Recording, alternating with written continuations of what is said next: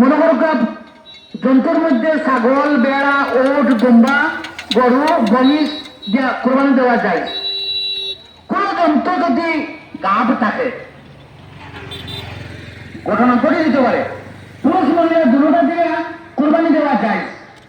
কোন জন্তু যদি গাভ থাকে, তার ভিতরে বাচ্চা পাইছেন, তখন কি করবা?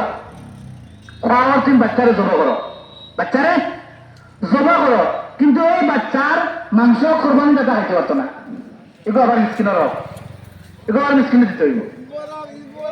কোরবানি দেওয়ার সামান্য আগে, জন্তুটা জবা করার সামান্য আগে বা একদিন আগে, 1 ঘন্টা আগে, 5 মিনিট আগে, 5 মিনিট আগে, এরপরে কোরবানির জন্তু কিনছ, কোরবানি দিবা।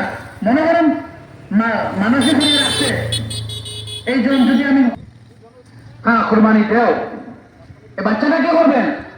বাচ্চাটা বললে অন্য মানুষের তুমি মিসকিন দিকে করতে দেবো, সৎকা করে দিতে দেবো। আপনি রাখার লাগবেন লাভ পাইলেছি, এটা বুঝি না দিনা।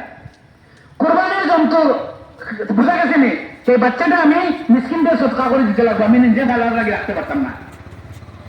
কোরবানির জন্তু যদি দুধ দেয়, কিনে আনছেন বাজার থেকে, দেখা যায় কোনো পিঠা আছে, দুধ আছে, কোনো দুধ আছে, গড়ে খাই হইতো না, মিসকিনটা দিতে হইব। আর বইয়া খাই নাইছো, কত খাইছো, একটা অঙ্ক আছে তো, বাজারে যে রেটে বিকে দুধ, ওর রেটের টাকাগুলা মিসকিনটা দিতে হইব। বুঝা গেছে না কথা? আচ্ছা দেখ, এটা সমস্যা তো আমরা আল্লাহ শুকুর নাই তো, আসেনি আমরা এটা সমস্যা নাই, মাশাআল্লাহ মাশাআল্লাহ। এখন কথা হয়েছে, কোরবানি দেওয়ার পরে আমরা মাংসগুলা কি করি?